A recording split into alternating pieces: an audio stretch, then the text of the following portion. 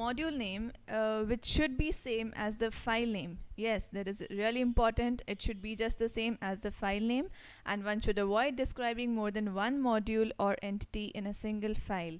So this avoids any confusion while compiling the files and during the synthesis. For example, let's see the program module for a half adder. We have a port list, a set of inputs, a set of outputs, and then the statements as seen here, and then we need to end the module. So that is how it clearly shows, right? And then the file name also should be this half adder. The path should be given as the same, and .v is the extension for Verilog. And of course, in order to avoid any confusion, we are writing the module name and the file name as having the same name. As you can see here, it's highlighted in the green font as half adder here and half adder here. So that is important to remember. Next are the comments to describe in the code. So what are these comments? They use adequate comments to describe the functionality of your code. Comments also increases the readability when doing debugging operations. So that means if we need to either like we can add, or maybe if we don't want to include something, we can just add a comment, and the program just goes as with the flow.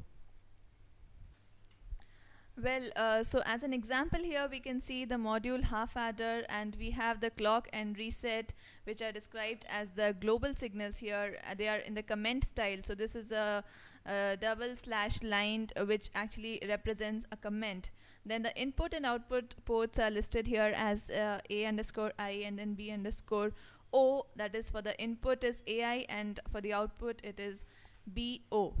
So the second line, as here it says, it increases the readability when doing debugging operations. Is important to remember that whenever we check or test our code, it is important to understand that there should be comments in our programming, because that is a programming style. Without including comments, the programmer or the debugger may have a lot of difficulty in debugging the code. So this makes our programming and testing operations very, very easy. Next comes the order of declaration of ports. So that is how we declare the ports. Let us see how these ports are declared. We have the inputs, the clocks, resets, enables, controls, data, and address, which are all taken as the inputs. Then the outputs are the clocks, resets, the enable, controls, and the data. Now we are just declaring them, and let us understand by the help of one example. Let us assume the module half adder. We have the global signals here, the clock and the reset. Again, the input output ports are AI, the address I, which are of the input type, and then the data O, which is of the output type. And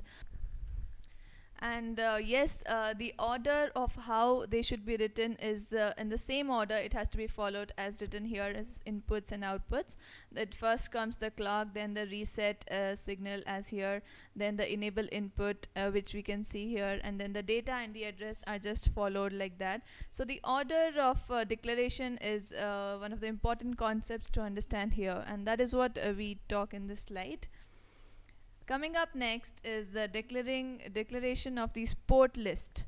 So declare one port per line with a comment following it, and then leave a blank line between input and output ports to improve readability. So we can understand here with a given example.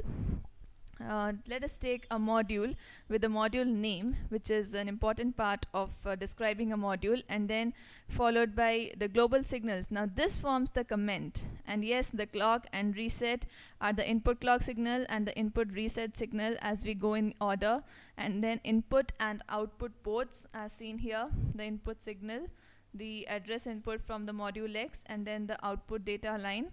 So all of these are indicated here, and this is nothing but declaration of all the port list. So as we know, the module followed by the module name follows the port list, and that port list declaration is here as such.